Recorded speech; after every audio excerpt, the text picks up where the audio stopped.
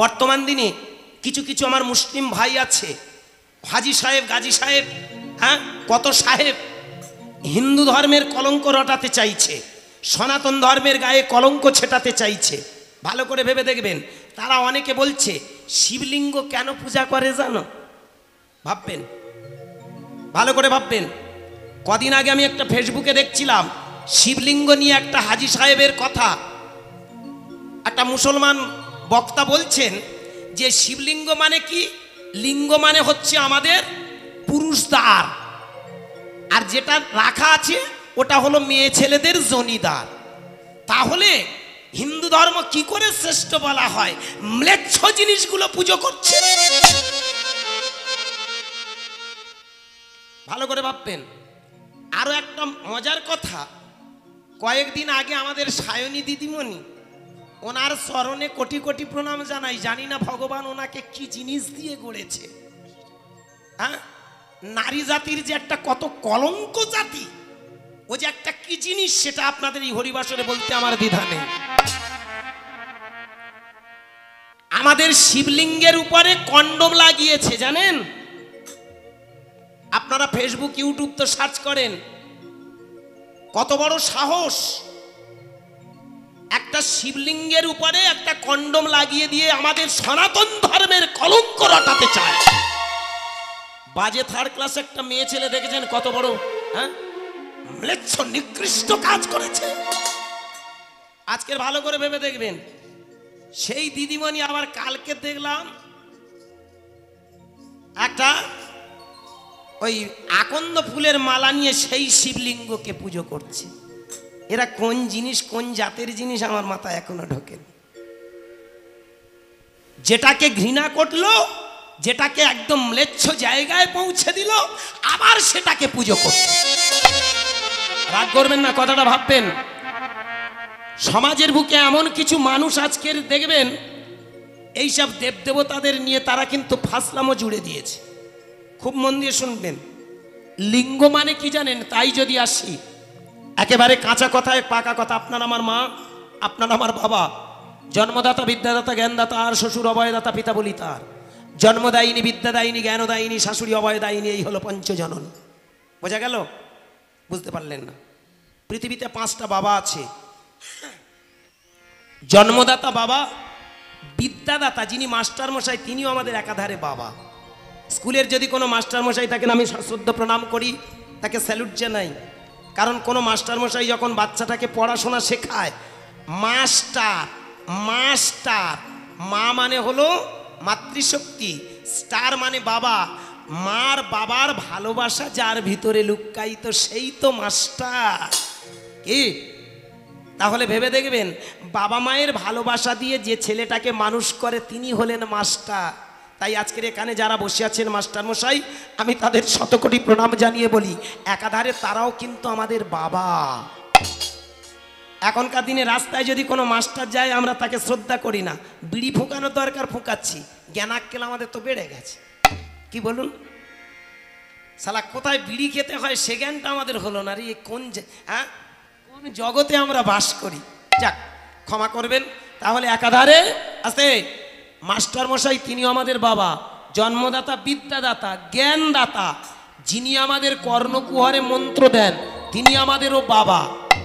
শ্বশুর বাড়িতে যদি শ্বশুর মশাই আসে, আমরা কোনোদিন বলি শ্বশুর এসেছে, কি কোনো নাম ধরে বলি, এই আমার শ্বশুর, হ্যাঁ, এনার নাম হলো পঞ্চানন শ্বশুর, ধরুন তার নাম পঞ্চানন, এই আমার পঞ্চানন শ্বশুর।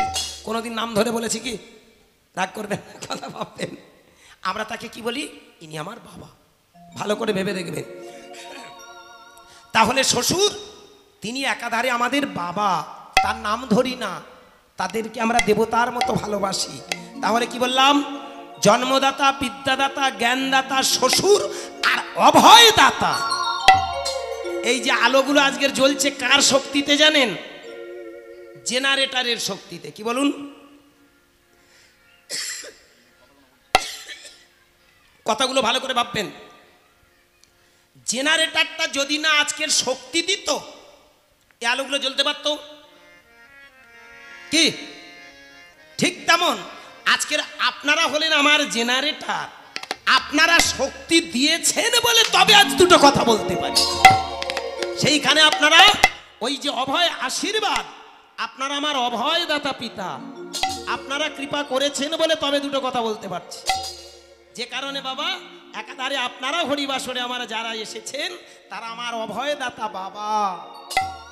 অপোজিট বিপরীত দিকে জন্মদায়িনী, বিদ্যাদায়িনী, জ্ঞানদায়িনী, শাশুড়ি অভয়দায়িনী, এই হলো পঞ্চজননী, শাস্ত্রেরও প্রমাণ। কি বললাম? জন্মদায়িনী, যিনি আমাদের জন্ম দিয়েছেন তিনি মা। যিনি বিদ্যা দান করেন স্কুলের দিদিমণি তিনিও আমাদের মা, যেমন মাস্টার তেমন দিদিমণি আমাদের মা। জ্ঞানদায়িনী, ভালো করে ভেবে দেখবেন, গুরুদেবের বউ যদি বাড়িতে আসে আমরা বলি না গুরুমা, তাকে তো মা বলি, বলি না মা? আর কি শাশুড়ি আমাদের মা, কোনোদিন নাম ধরে বলেছে কে? তাহলে শাশুড়ি আমাদের একাধারে মা, আর কি অভয়দাত্রী। এই যে আপনারা ওখানে বসে বসে আমাকে অভয় দান করেন বলে তাই দুটো কথা বলতে পারি। আমি অনুরোধ করব, আমার কথাটা ডিসমাইন্ড নয়, একটু মাইন্ডে রাখবেন, ভেবে দেখবেন। তখনকার মুনি ঋষিরা দেখেছিল নারী আর পুরুষের মিলনে কিন্তু এই পৃথিবীতে জন্মানো। খুব কাঁচা কথায় পাকা অর্থ। পৃথিবীতে দেখবেন মার বাবার মিলন ছাড়া আমরা কোনোদিন জন্ম নিতে পেরেছি? বলুন। এই পৃথিবীতে আমরা যে যে জাতের হই না কেন, হিন্দু হই, মুসলমান, খ্রিস্টান, ধনী গরিব, উঁচু নিচু, যে জাতের মানুষ, বাবার মা যদি কৃপা না করত, বাবার মতো গুরু আর মায়ের মতো গুরু দুনিয়াতে নেই। পৃথিবীতে সব থেকে যদি ভগবান থেকে থাকে তবে তোমার সামনে বসে আছে তোমার বাবা আর তোমার মা। গেলে কাশী বৃন্দাবনে, দিন কাটালে তীর্থস্থানে, মন্দিরেতে বসলে ধ্যানে, করলে কত দান, তাতে খুশি হয় না ভগবান। ঘরে তোমার পিতামাতা, তাদের সেবা করো, দেব দেবতা পিতামাতার চেয়ে তো নয় বড়। নিতাই গৌর হরি বল। তাহলে পৃথিবীতে বাবা মায়ের উপরে কোনো ভগবান খুঁজতে যেও না। পৃথিবীতে সব থেকে বড় তোমার বাবা, তোমার মা। তাহলে তখনকার মুনি ঋষিরা বললেন তোমার বাবা মায়ের দ্বার দিয়েই তোমার জন্ম। তাহলে বাবার লিঙ্গ আর মায়ের জনিদার, খুব কাঁচা কথায় পাকা অর্থ, মা ক্ষমা করবেন, দুটো মিলনে আমাদের জন্ম হলো। বেদের যুগে মানুষ বললেন এই দুটো দ্বার দিয়ে জন্মেছে, মানে তোমার মা আর তোমার বাবা। এই প্রতিদিন তুমি যদি তোমার ওই লিঙ্গদার আর জনিদারকে পূজা করো তাহলে যেন তুমি তোমার বাবা মাকে শ্রদ্ধা করা হয়। আজকের সেই জায়গায় কন্ডম পরাচ্ছে এ কোন ব্যক্তি গো? হ্যাঁ, একে বোঝার আছে, ভালো করে ভেবে দেখবেন। যারা বাবা মাকে অপমান করে, যারা নিজের বাবা মায়ের প্রতি শ্রদ্ধা হারায়, তারা কোনোদিন সমাজের বুকে সে নারী হতে পারে না, কোনো পুরুষ হতে পারে না। আমি কথাটা কেন গলা তাড়ছি ভালো করে ভাববেন।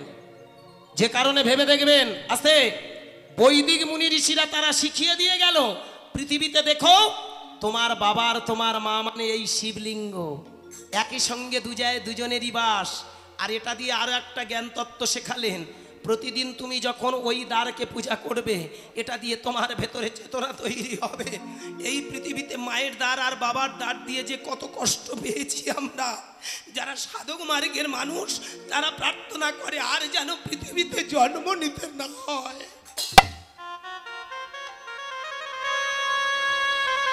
এই পৃথিবীতে যেন আর আমাকে এই কষ্ট পেয়ে জন্ম নিতে না হয়, আর যেন এই জনিদার আমাদের গ্রহণ করতে না হয়, আজ পুরুষদার যেন আমাদের গ্রহণ করতে না হয়।